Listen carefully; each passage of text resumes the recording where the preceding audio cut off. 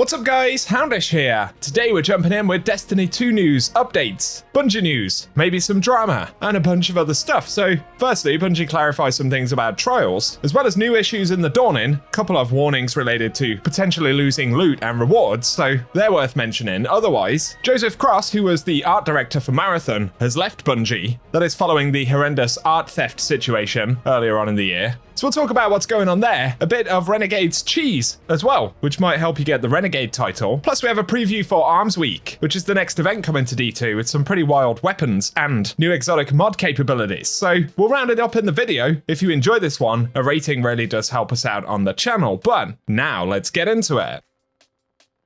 So first up, for this weekend, just in case you hadn't started already, Trials is active with the new hand cannon, the Corundum Hammer. I know Bungie are reusing this model many times over, but it's definitely one of my favourites in terms of hand cannons. Plus there's the new armour and cosmetic rewards, so let us know if you've jumped into Trials this time around. Otherwise, some heads up from Bungie. They say with snowballs flying in the Dawning, the team has noticed an issue where only the Master difficulty activities are progressing the Snowball Specialist Triumph instead of Master or higher difficulties. So they're investigating a fix for the issue, just keep it in mind. You can technically work around it if you're really keen on getting that Triumph completed.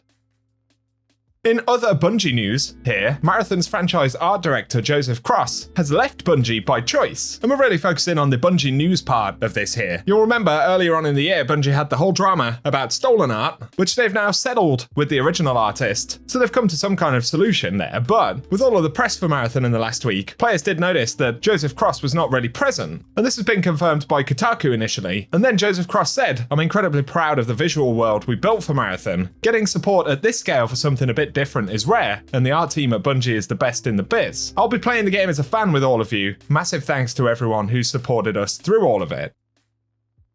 And of course, Joseph Cross was kind of thrown out there really to make the apology for the art theft situation in that live stream, and it was an absolute car crash really. Not just the stream, but the whole situation in general. I felt pretty bad for Joe Cross, to be honest. I know some folks won't be as forgiving as that, but the reality is, with a big team of people at Bungie, it's very difficult to take responsibility for something like this, especially if you're not auditing all of the content that's actually being made for the game, which is more of a studio-wide issue, I suppose, where obviously there was a bad actor who did indeed steal that artwork. And I guess overall I'm confident, given the work that Joe Cross has done, that he wouldn't have knowingly allowed stolen art to ultimately be featured in the game. Of course, Joe Cross has done a lot for Destiny over the years. Loads of concept art, things you'll be familiar with as well, like the Speaker's class items from back in the day. Either way, Joe Cross chose to leave the studio, which I don't think is massively surprising, but I do think it's a shame how it all panned out. In other Marathon news, Bungie changed the tagline for the game from "Escape will make me God" to "Death is the first step," which also isn't surprising, given the rewording for those taglines that ended up happening, especially after that art drama thing. Although I'm sure players can run with "Death is the first step" in relation to Marathon, especially if it doesn't do well. Not that I'm trying to be negative. Destiny's also going to get Marathon-themed runner sets at some point, probably close to when Marathon launches in March. Now let's get on to Destiny-related stuff. Firstly, super good advice here from a shy leecher on Reddit, but if you get the gizmo weft with bipod, they point out that you should not fully masterwork it because blast radius actually reduces the damage on micro-missile frames. So at 70 blast radius, the weapon does 6.1% less damage than a 100 blast radius roll, but at 75% blast radius, you lose 9.5% damage, and at 80%, which is the masterwork stat, you would lose 12.5% damage. So masterworking with bipod actually takes damage away from the thing.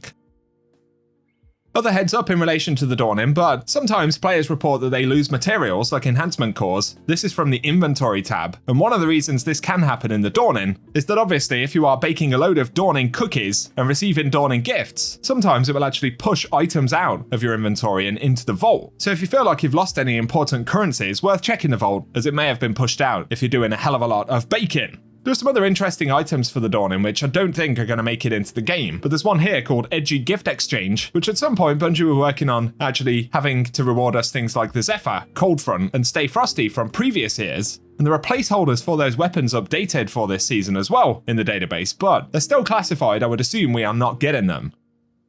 To mention Renegades things for a moment, I've seen a few questions about exotic contracts, where this week Bungie actually buffed the drop rate for the Cyan Crystal on completing exotic contracts, but getting exotic contracts can actually be the difficult part in itself. I have very rarely ever seen them, and one of the reasons for that is that I'm not a prolific completer of non-priority contracts. But these are actually the ones you want to knock out of your list in order to get an exotic contract. Because of course there's sort of 3 different slots. There's the priority contract at the top, the normal contracts in the middle, then the invasion contract that can spawn at the bottom.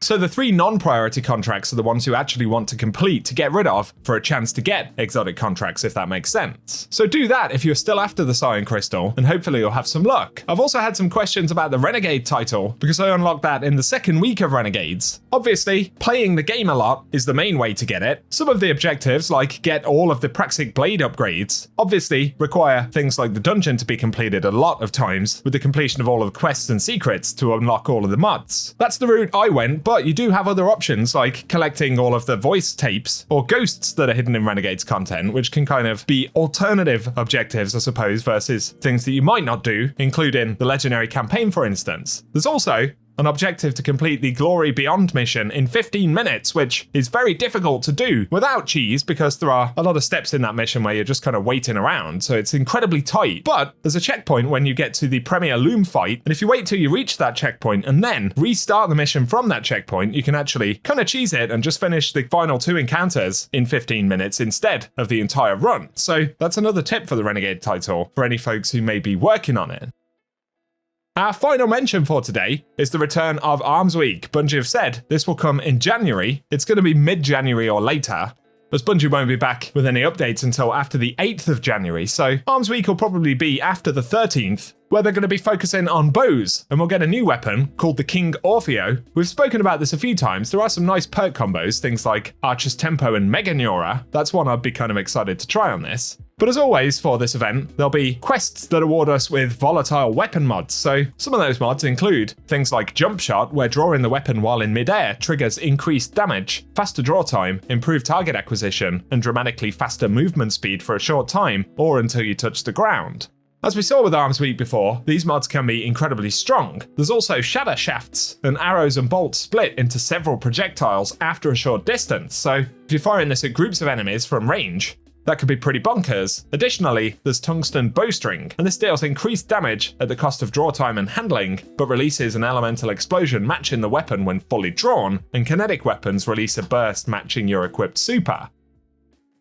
And on top of those, for King Orfeo specifically, there are a bunch of different holofoil versions, one of them giving it this super heated glow, which is my personal favourite, but we don't know which holofoil we'll get for Arms Week, as it will probably also be a featured weapon for things like heavy metal. And of course, there will be Call to Arms where it will be featured as well. Hopefully, we'll get the orange glow version though. That's the one I want anyway. So of course, Dawning runs up until the 1st week in January, and then I think we'll be getting Arms Week within a couple of weeks of that. So that's kind of what to expect next. Otherwise, Bungie have confirmed they'll be a bit quiet now over the next 2 or 3 weeks in the holiday season.